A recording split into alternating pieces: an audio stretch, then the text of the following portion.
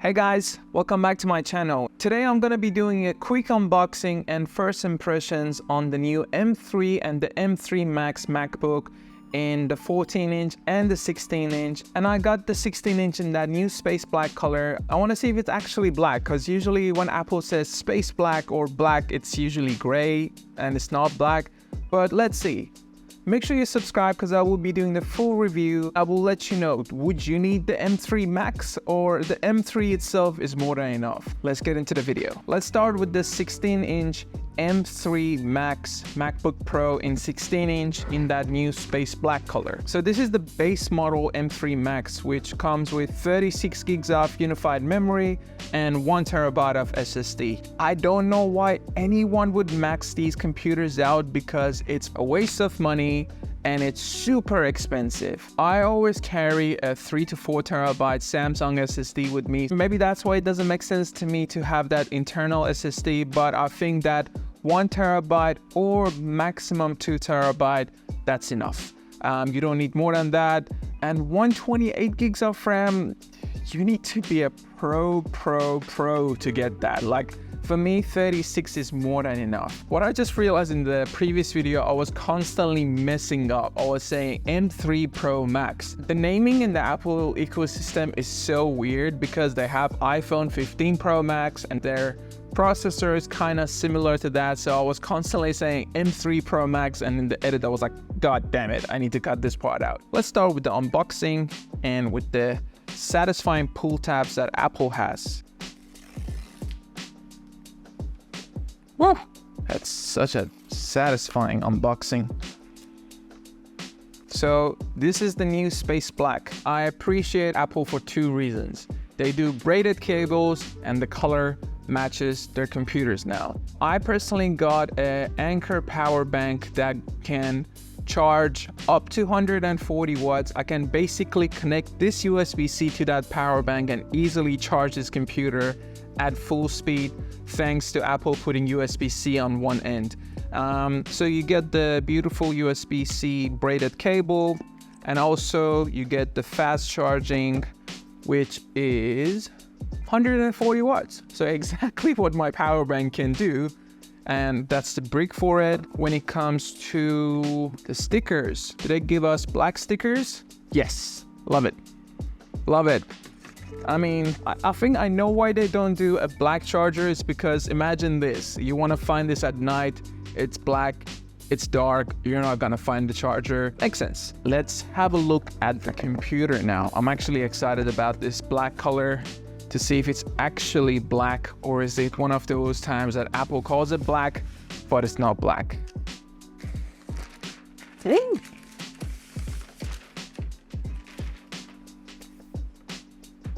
This is black. This is a really nice black. I'm gonna do the fingerprint test.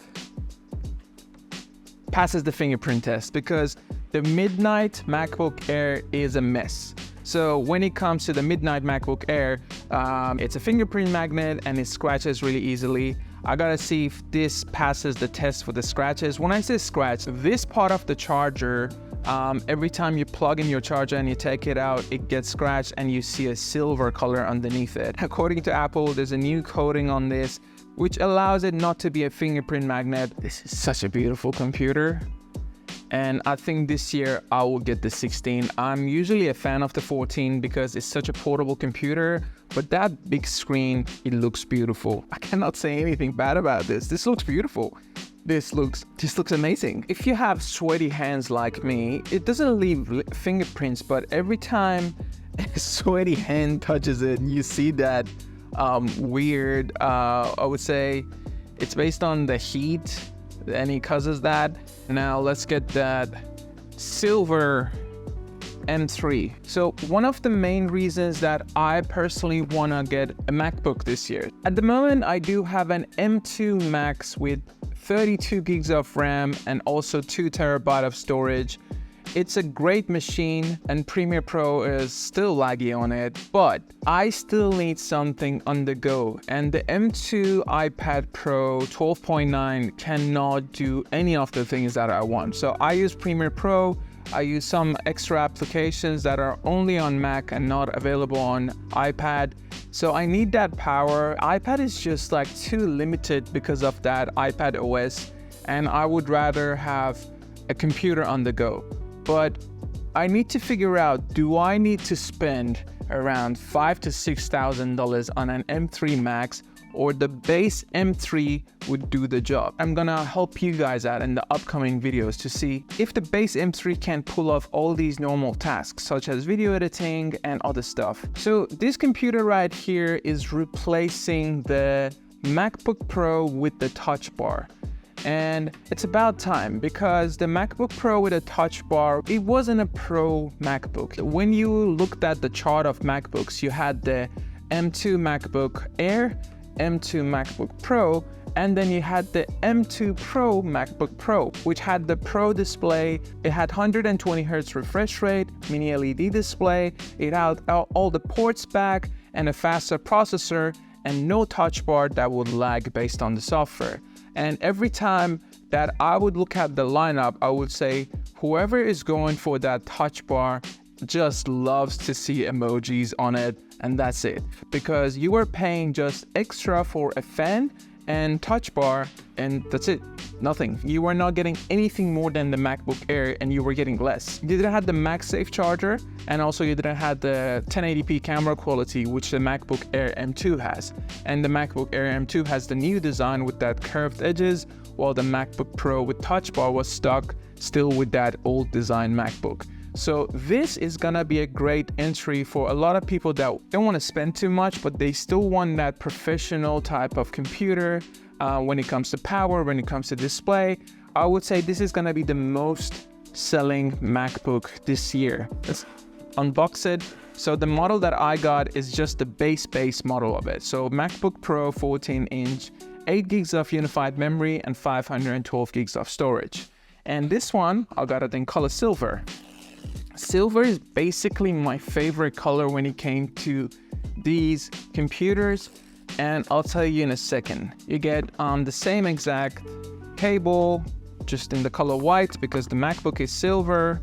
Pretty sure if I went with space gray, they would have gave me something else. And talking about that, if you go for the M3 model, not the M3 Pro, you do not have the option of the black that I just showed you. And this is what I call an Apple move. The charger that's included with this MacBook is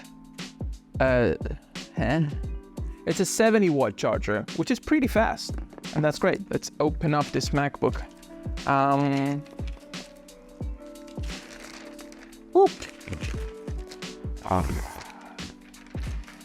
Okay, this is the thing though. I still love the silver over the black, and it's because of the contrast that it has. So you got that silver, black Apple, and also the keyboard, beautiful sound, and the keyboard creates this contrast of silver and black. Well, the black MacBook is just full-on black computer, beautiful, but I prefer the silver. And this 14-inch, again, this is the one that if you want to have a portable computer, you should go for this. I think I will go for this, although I said I will go for that.